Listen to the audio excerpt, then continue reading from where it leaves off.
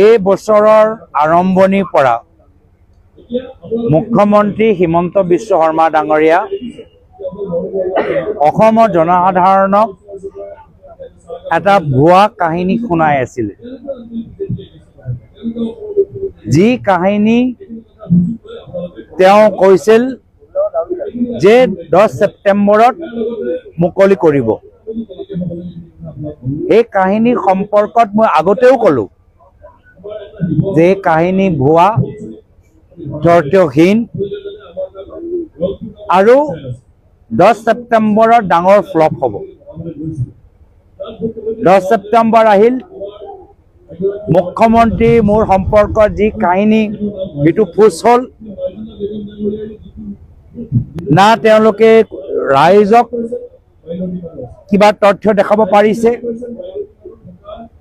না কিছু বিশেষ ব্যক্তিসকলক তথ্যবোৰ দেখাব পাৰিছে, আৰু মুখ্যমন্ত্ৰী হিচাপে তেওঁ যে মাত্ৰ পাতল কথাহে কয় তাৰ প্ৰমাণ তেখেতে দিলে।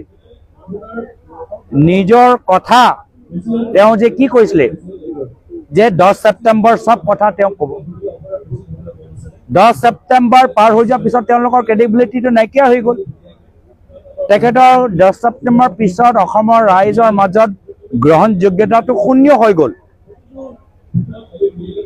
এই গ্ৰহণযোগ্যতাটো শূন্য কোনে কৰিলে? তেওঁ নিজে কৰিলে। তেওঁ নিজে নিজকে এনেকুৱা এটা জালত ফচালে, তাৰ পৰা তেওঁ নিজেহে ওলাব পৰা নাই। সেইকাৰণে তেখেতৰ গ্ৰহণযোগ্যতাৰ ওপৰত যে ৰাইজৰ এটা ডাঙৰ প্ৰশ্ন, এই পৰিৱেশটো মুখ্যমন্ত্ৰী হিমন্ত বিশ্ব শৰ্মা ডাঙৰীয়া নিজে সৃষ্টি কৰিলে। তাৰ পৰৱৰ্তী, তাৰ বিপৰীত আমি যিখিনি কথা আপোনালোকৰ মাজত দিছোঁ, সেইখিনি কথা আমি ৰাখিছোঁ। আমি আপোনালোকক ক'লো যে প্ৰতিটো মাহৰ 10 তাৰিখে আমি যোগদান কাৰ্যসূচী চলাম। আমি 10 ছেপ্টেম্বৰ নিজৰ কথা ৰাখিলোঁ, 10 অক্টোবৰ নিজৰ কথা ৰাখিলোঁ, 10 নৱেম্বৰতো আমি কথা ৰাখিবলৈ গৈছোঁ। তো আমি ৰাইজৰ সন্মুখত যিখিনি কথা কৈছোঁ, আমি কৰ্ম যোগেদি আমি নিজৰ কথাখিনি আমি ব্যক্ত কৰিছোঁ, কথাখিনি বাস্তৱলৈ আমি পৰিণত কৰিছোঁ। কিন্তু মুখ্যমন্ত্ৰী আজিলৈকে কোনো প্ৰমাণ, আজিলৈকে কথাৰ বাহিৰে একো তেওঁলোকৰ ৰাইজক জনাব পৰা নাই।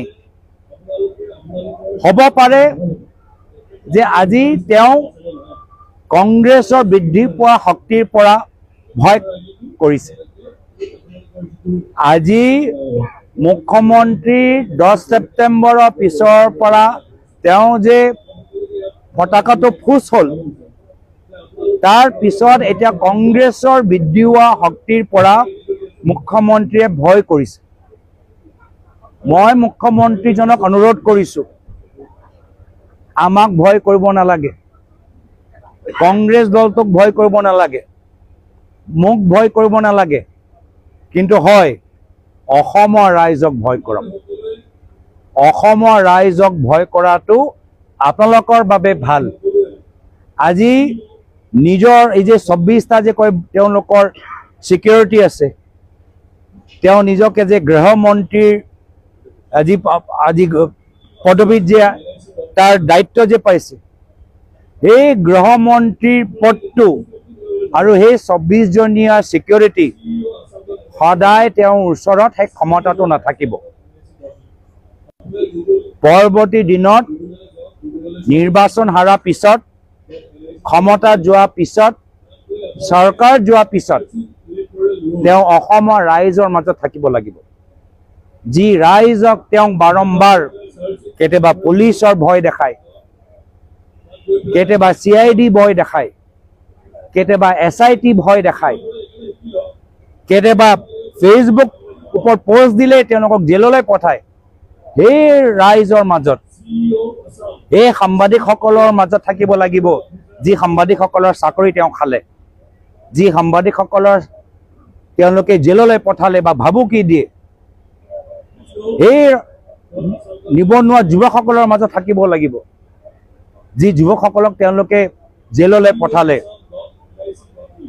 যি যুৱকসকলৰ ঘৰৰ সন্মুখত আৰক্ষী পঠাই দিয়ে কি প্ৰতিবাদ নকৰিব, সেই মহিলাসকলৰ মাজত থাকিব লাগিব। যি মহিলাসকলে যেতিয়া কংগ্ৰেছ সভালৈ যাবলৈ বিচাৰে তেওঁলোকৰ চৰকাৰী আঁচনিৰ পৰা নামটো কৰ্তন কৰা যায়, সেই ৰাইজৰ মাজত থাকিব লাগিব। আৰু তেতিয়া হোম ডিপাৰ্টমেণ্ট তেখেতৰ লগত নাথাকিব। তেতিয়া আজি তাৰিখৰ যি 24জনীয়া ছিকিউৰিটিৰ কথা কৈছে সেইখিনিও নাথাকিব। তো ৰাইজৰ মাজত ভালদৰে থকা যদি বিচাৰে ৰাইজক ভয় কৰিবলৈ শিকক, ৰাইজক দম দিয়া বন্ধ কৰক। অসমৰ আমাৰ সাহিত্যিক জগতৰ, আমাৰ শিল্পী জগতৰ মানুহবোৰৰ চৰিত্ৰ হনন কৰাটো বন্ধ কৰক। চৰিত্ৰৰ আপোনাৰ আৰু আপোনাৰ গেংগৰ কেনেকুৱা অসমৰ ৰাইজে ভালদৰে জানে। নিজৰ কথা নিজৰ কামটো শুদ্ধ কৰক, নহ'লে ক্ষমতা যোৱা পিছত আপোনালোকে অসমৰ ভিতৰত থাকিব এই পৰিৱেশটো নাপাব। ৰাইজৰ মাজত ছিকিউৰিটি অবিহনে ৰাইজৰ মাজত ঘূৰিবলৈ পৰিৱেশটো নাপাব। যাব লাগিব ডুবাই, নহ'লে যাব লাগিব ছিংগাপুৰ। তো সেইকাৰণে ৰাইজক সন্মান কৰাটো শিকক, ৰাইজক ভয় কৰাটো শিকক। অসমৰ জনসাধাৰণৰ আৱেগটো সন্মান কৰক, অসমৰ জনসাধাৰণৰ বিবেকটো সন্মান কৰক, অসমৰ ৰাইজৰ ক্ষোভটো ভয় কৰিবলৈ শিকক। ক্ষমতা সদায় আপোনালোকৰ নাথাকে। তো এয়া আমাৰ ক'বলগীয়া কথাখিনি। যোৱাকালি আমি সকলোৱে 31 তাৰিখ যোৱাকালি আমাৰ বাবে আছিলে যে অন্তিমবাৰ বাবে জুবিন দাৰ কণ্ঠ আমি শুনিবলৈ বিচাৰিছিলোঁ চিনেমা হলত। তেখেতৰ গানবোৰ শুনিবলৈ বিচাৰিছিলোঁ, তেখেতৰ সেই ডাইলগ ডেলিভাৰীবোৰ শুনিবলৈ বিচাৰিছিলোঁ, তেখেতৰ চেহেৰা আমি দেখিবলৈ বিচাৰিছিলোঁ। আমি সকলোৱে অসমৰ ৰাইজ যোৱাকালি এটা বিষয় লৈ একগোট যে ৰৈ ৰৈ বিনালে চিনেমাখন চাই আমি জুবিন দাক আকৌ এবাৰ চুবলৈ চাবলৈ শুনিবলৈ আমাৰ মন কৰিছে। মুখ্যমন্ত্ৰী নগ'ল কাশ্মীৰ ফাইল চাবলৈ, তেতিয়া 24জনীয়া ছিকিউৰিটি কাশ্মীৰ ফাইল চাবলৈ 24জনীয়া ছিকিউৰিটি লৈছে নাই লোৱা মই নাজানো। কাশ্মীৰ ফাইল চাবলৈ মন্ত্ৰীখিনিক যে চৰকাৰী বিষয়াক নিৰ্দেশ দিছিলে আজি তাৰিখত ৰৈ ৰৈ বিনাললৈ সেই একে নিৰ্দেশ দিছেনে নাই দিয়া আমি নাজানো। কিন্তু যোৱাকালি অসমৰ ৰাইজ একফালে আমি জুবিনদাৰ অনুৰাগী জুবিনদাৰ প্ৰতি শ্ৰদ্ধাঞ্জলি জ্ঞাপন কৰিবলৈ ৰৈ ৰৈ বিনালে চিনেমাখন আমি চালোঁ। মোকতো আৰু কেইবাবাৰো চাবলৈ মন কৰিছে। চিনেমা চোৱাৰ পিছতে আকৌ মোক জুবিনদাৰ চাবলৈ ইচ্ছা কৰিলে। জুবিনদাৰ কণ্ঠ, জুবিনদাৰ ডাইলগ, ক'ৰবাত মই কিবা চিনটো মিছ কৰিলোঁ নেকি আকৌ চাবলৈ মন কৰিছে। বাৰম্বাৰ আমাৰ চাবলৈ আমাৰ হেঁপাহ আছে, আকৌ আমি যামগৈ চাবলৈ। গোটেই অসমৰ মানুহৰ আৱেগ তেনেকুৱা। যোৱাকালি গোটেই অসমৰ ৰাইজ একফালে, আনফালে আমাৰ মুখ্যমন্ত্ৰী আঁচনি বিতৰণ, ৰাজনৈতিকভাৱে পাতল কথা, আবুল তাবুল কথা, তেওঁ অকলশৰীয়া হৈ গৈছে। আৰু সেইকাৰণে তেওঁ মুখখনটো আজি তেওঁলোকৰ কথাবোৰ আজি ভুল হ'বলৈ আৰম্ভ কৰিছে প্ৰত্যেক ক্ষেত্ৰত। আৰু এইটো